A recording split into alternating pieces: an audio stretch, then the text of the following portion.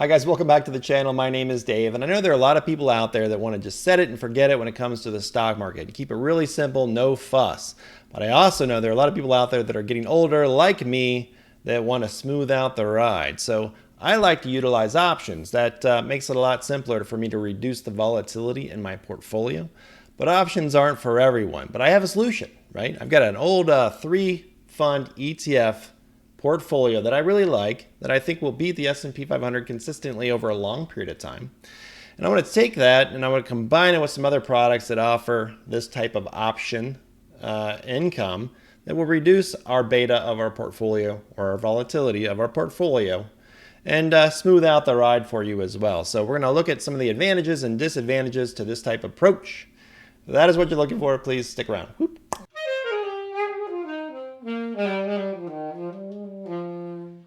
It's my simple 3-fund portfolio that is just stock ETFs that I believe will consistently beat the S&P 500 over a long period of time.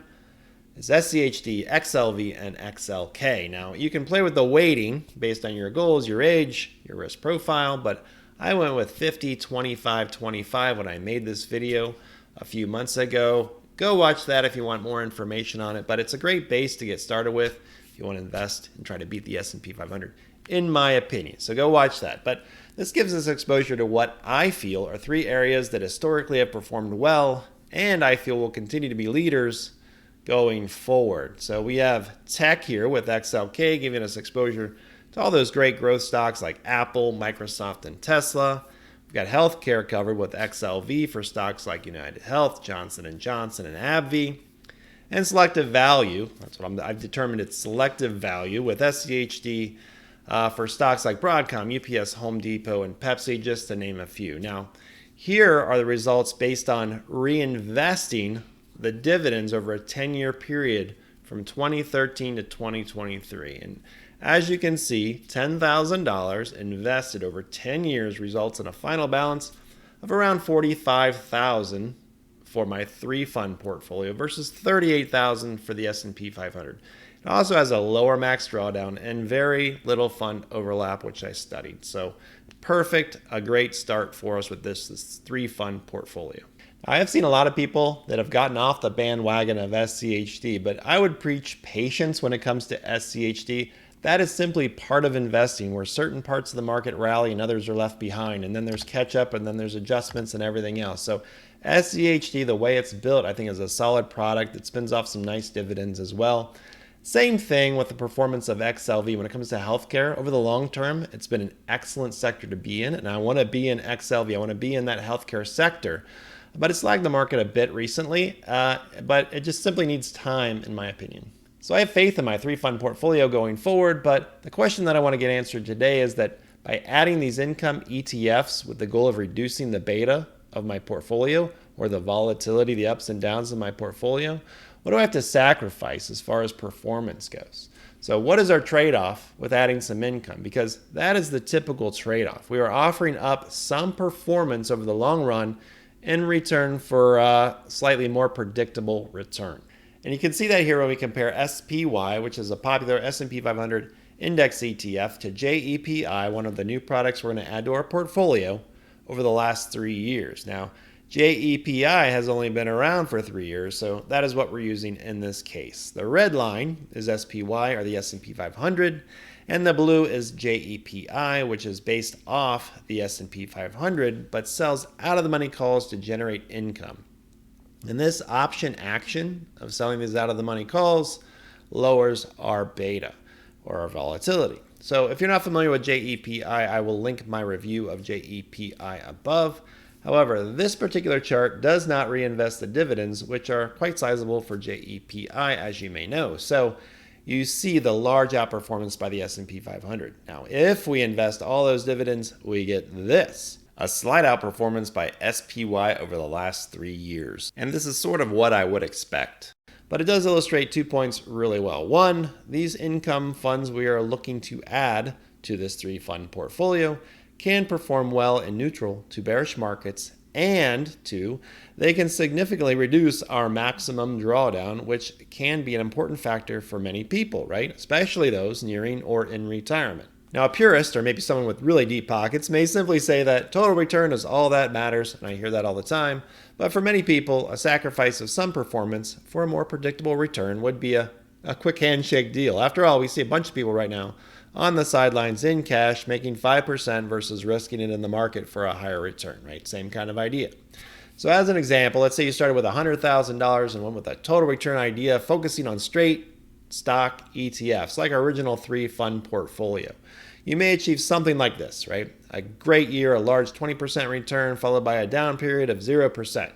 It, of course, could be worse. It could be negative as well, but this is just an example. Versus a similar time period where you added some income funds that profited during neutral or declining markets, right? It certainly would not repeat like this, but hopefully you get the idea. We're going to have robust years where that total return approach blows away a portfolio that has covered call ETFs and maybe some other market neutral strategies. But during down years, we should expect outperformance from these income type funds that might just offset some of those poor market performance years. So in the long run, you're probably going to give up some for more consistency. In this case, about 10% as our example for over 6 years. But again, that's simply an illustration of what our sacrifice might look like. So with that consideration, I offer the following. And of course, this is free to download and tinker around with. Swap out your favorite ETF, but let's talk through it and what I'm actually attempting to do here. Now, this is my 3 ETF portfolio, and I'm adding income. So it's still got SCHD, XLV, and XLK. That's the core of what we want to do here. And I'm adding in 4 income ETFs. Ones that we've talked about, ones that you can find on my channel that I reviewed before. I own every single thing on here except for SVOL, which is a new one that I just reviewed. You can go watch that and see if it's your cup of tea. It's not going to be for everyone. Like I said, I haven't invested it in myself, but I thought it was an interesting one to add in here because, again, we're talking about different strategies to lower the beta of our portfolio. So these 3 down here, JEPI, JEPQ, and DIVO, are all going to be great at lowering the beta because we're selling those covered calls against our portfolio. So in sideways or downward markets, they're going to perform well. SVOL is going to be the same, but it's going to be handled differently. It's going to do well in up markets, sideways markets, and down markets as long as it's not plummeting to oblivion. I think it's going to do pretty well. It's going to hang in there okay. But it is an alternative, and it's a little bit unique. So your exposure to that is really up to you. Now, here's the number of holdings they've got. Here's some alternatives you might also consider. VYM or DGRO for SCHD and some others. And there's a bunch of other ones out there too, just ones that came off the top of my head. I'm not a big fan of the XYLD and QYLD, as I've mentioned. SPYI is another one that we've just reviewed as far as covered call strategies. That was interesting. Here's the expense ratio for everything and the current distribution yield based off the last 12 months. And there's the 1-year, 3-year, and 5-year price return. If you see something in orange, that means we don't have enough information on it. It hasn't been around long enough to really have a good return for it over the 5-year period. So I plugged in 5%, seems reasonable. And I put -5 and -10 for SVOL. So we'll see how that shakes out, but I just wanted to have a starting point. And then the weight that we're investing in. So that gets us everything up to here, which means right now this is showing 100% stock investment just with those top 3. I estimated a tax amount for each one, which means we have an after-tax amount. So in this case, we're talking about an after-tax account, but what's your situation? Maybe it's different. And that's going to give us a dividend weight after our tax and a yearly pre-tax amount and a yearly after-tax amount. So you can see how that all sits. But down here at the bottom, we have our weighted price return. So this is just price return, no dividends. And you can see 9.5% over the 1 year versus the S&P 500, which is at 13.39%. So we're losing after 1 year. After 3 years, we're up 42.62 to 39.13. And then over 5 years, 73 to 61. At the original weight that I developed this 3-fund portfolio, 50, 25, and 25. So not a bad start. That kind of illustrates it. Plus, you're getting 1.85% off with my 3-fund portfolio versus 1.44. So slightly better there as well. But that's how this whole spreadsheet works. So if you have questions on it, and then we got pre-tax numbers and stuff like that down here below. This is all based off of investing $1 million into this portfolio. So this is a great start if you just want to keep it clean and you want to try to beat the S&P 500 over a long period of time. I think this will do it in my opinion. Now, if you are really young, maybe you're 25 years old and you're like, I don't need to have 50% in that SCHD. I'd rather have 50% in a pure growth fund like XLK that's focused on technology, or VUG or VGT or something else like that. And you can see the performance, at least over the last 5 years, has really been outstanding. That'll really propel your growth, and you're not going to have all those taxable income too coming in if this isn't a taxable account. So keeping it nice and clean like that might be the way to go, depending on who you are, again, your age and your risk tolerance. However, maybe you're a little bit older. I personally am 51 years old. I'm not at retirement, but I'm heading towards retirement. Perhaps I want a little bit more of that after-tax income coming off of this that I want to actually use to spend. I'm getting at that point in my life. I don't know, whatever your situation is. But let's say I decided to cut this down to 30%, 15%, and 15%. That gives me 60% in what is growth, right? SCHD is still growth, even though it focuses on value stocks. That gives me 40% to put into things that are going to generate additional income and lower the volatility of my portfolio. In this case, I've got these four, but there are plenty of other ones, again, that you could mix in here.